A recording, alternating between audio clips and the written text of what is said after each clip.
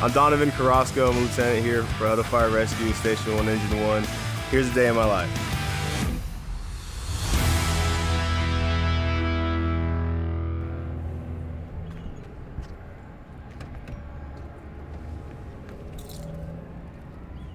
I like to come into the morning and put my stuff down, usually grab a cup of coffee. If there's any pass down from any officer, I like to get that ahead of time. That's great.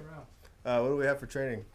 We're going to go over some of pump up stuff with all the new folks. Nice. Or the ones working on their step ups. All right, we'll probably be at the drill tower. Yeah. Just floating some lines. Flow all the lines you want. Yeah. All right, you want to put on the board? You want to put on the board? You can do it. Okay. All right. Thank you. I'll let everyone else know. And then this is where we're all at, usually on the table right here, chilling, laughing. Now they're all quiet because the camera's here. Hello. The captain on shift will put what we have for today. So he put daily chores, PT, training. So we'll put on training, 10 to 11 or so, kind of ballparking. So the engine got back. We can go on to the engine and see what we got.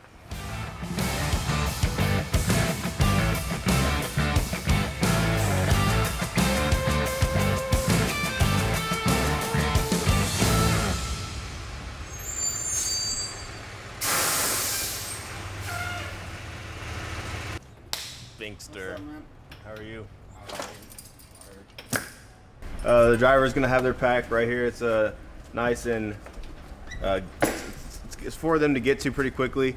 And same as the engine, they have the same place. There's actually gonna be in the back. He has his pants and his hood, everything how he wants it. He's gonna be checking out his mask. He'll go ahead and breathe some air through his pack, make sure it works.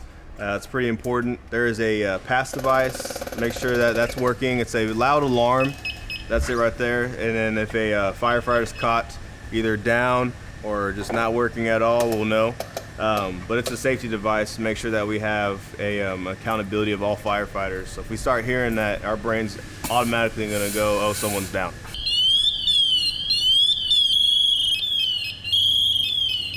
So that's the final alarm. He's checking his as well. Everyone, that's the whole morning is that. So you'll have a cup of coffee and then you'll get tone deaf for a little bit.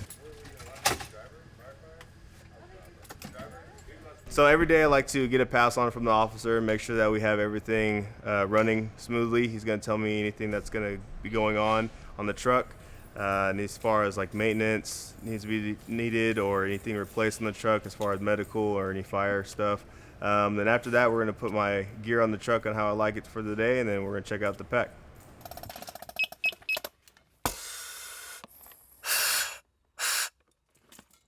So that's as far as everything inside, where my gear is, radio, we're good to go. We're checking the other trucks as well to make sure those are all good. And yeah, that's really it. Just making sure I know where everything's at, so if I need to get something.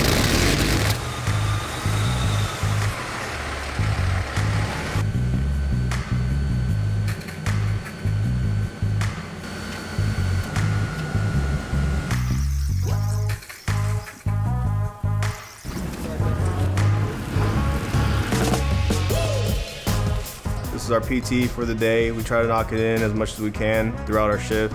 But if the morning's kind of crazy with meetings or calls or any events that come up, it's just something we have to do either late at night or we just can't get to because of all of our calls. But yeah, we're gonna try to knock it out this morning and get a good one in.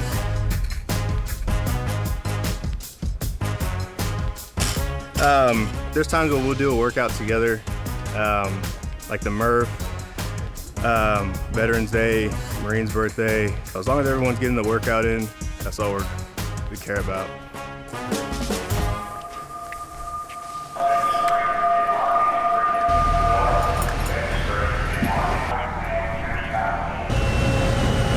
Only thing that we know came out as a sick person, so you're going to have Hutto Engine 1 responding, and you're also going to have a Williamson County medic unit.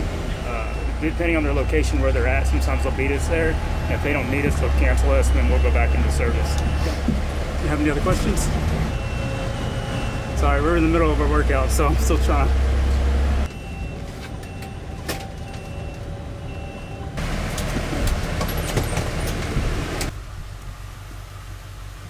So anytime we go to a call, there's always going to be an ambulance and a fire truck as well. We do what we can. We get some vitals, and as far as much of our EMT practice can go, we'll give, and then we'll wait for the paramedics to arrive on scene. If they need to do any interventions to help the patient out, they'll do so. These are common calls. It's not always lights and sirens or fires. These are going to be 80% of your calls in the fire service, and then accidents are going to be another percent. But medical calls and accidents are going to be significant calls throughout the day. All right, we're done.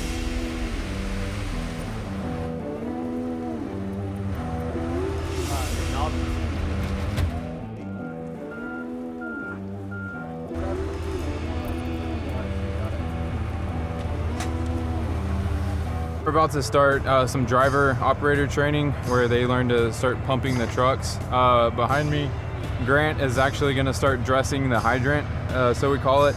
That's where we put on our four-way adapter and we get the water ready to go to the truck itself. Our two drivers are going to be leading the training. It's going to be Caleb and Chad. They're going to be going with the drivers as far as the future promotions that are going to be happening. They're going to be doing a lot of stuff with them. We're basically putting these drivers through that training to really get them in the mindset of how to do this in a stressful situation, which is why we were kind of telling them like different pressures they need to set. And we were looking for how they would perform in that situation where it's a little bit more stressful. As far as like flowing lines, knowing the numbers that we need, that's a big thing when it comes to pumping. There's a lot of math. So trying to figure out that math, kind of get it all in order, and then making sure that we kind of have the muscle memory in play when it comes to having a fire with one of these houses. We know what to do.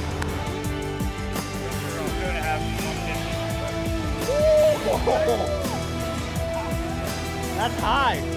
Okay.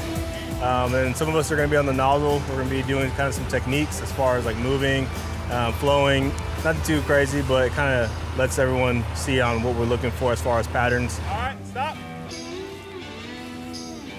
Okay, now transition. Nice. All right, Carson, now you sit up. So we spend a lot of time talking about the guys that ride on the fire trucks, the firefighters, drivers, lieutenants, captains, stuff like that, but we don't spend a lot of time talking about the prevention side of a fire department. You have your inspectors, you have your fire marshal, they do plan reviews, so they do a lot of things behind the scenes that aren't out in the public as much as we are. They are a huge asset for us to prevent all these emergencies that we respond to. That way we're taking care of our people better by not even having to respond. Well, come on, man, you're making me look bad. It ain't working. I don't know why. Let me just kill it real quick. All right. It's supposed to light up.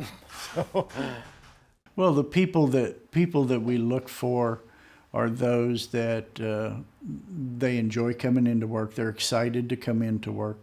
They're looking for those new opportunities. They want to be part of the community. That's critical, because while Hutto is growing, Hutto is still a small community. There's that tight-knit feeling here in Hutto, and we want individuals who are looking for that.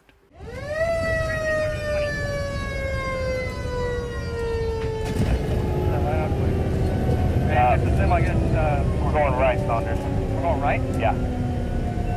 Yes, ma'am, you can show us on scene. Found an 18-wheeler, no hazards present. Yeah, I'll make the contact. The call came out as a commercial vehicle fire, which is basically an 18-wheeler. It was called by a third-party company. No one on scene, so it wasn't verified or anything. Just a passerby. Whenever we got our units there, we kind of find out. We found the 18-wheeler. There was no hazards. There was no debris, and no fire. So all the hazards were already mitigated, and we were able to clear the scene with nothing found.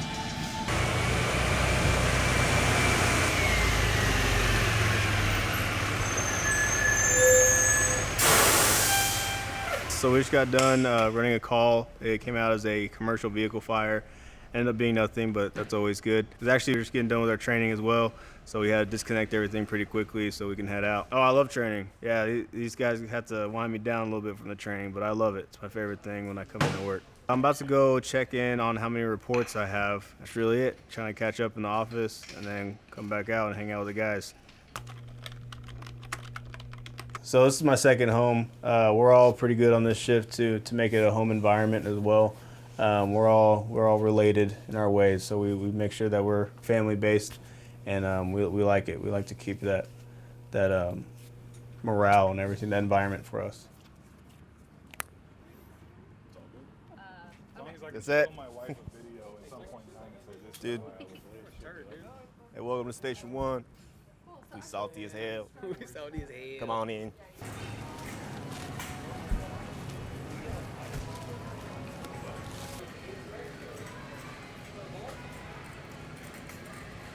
We're gonna go to HEB. We're gonna figure out dinner. That's usually where the most hours take in a fire station. But it sounds like we have a plan today, so that's good. Yeah, we're gonna have to just go to 15.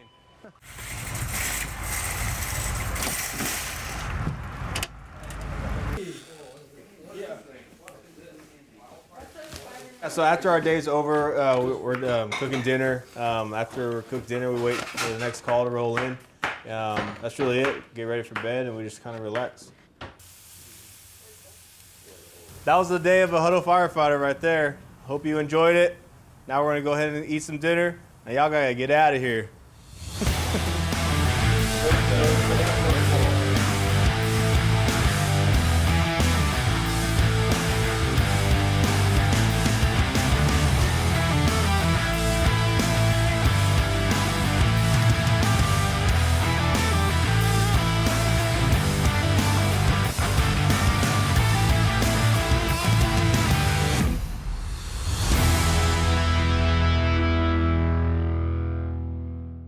Take one. Okay, I fulfilled my lifelong dream. I'm done. I'm done messing around for the day.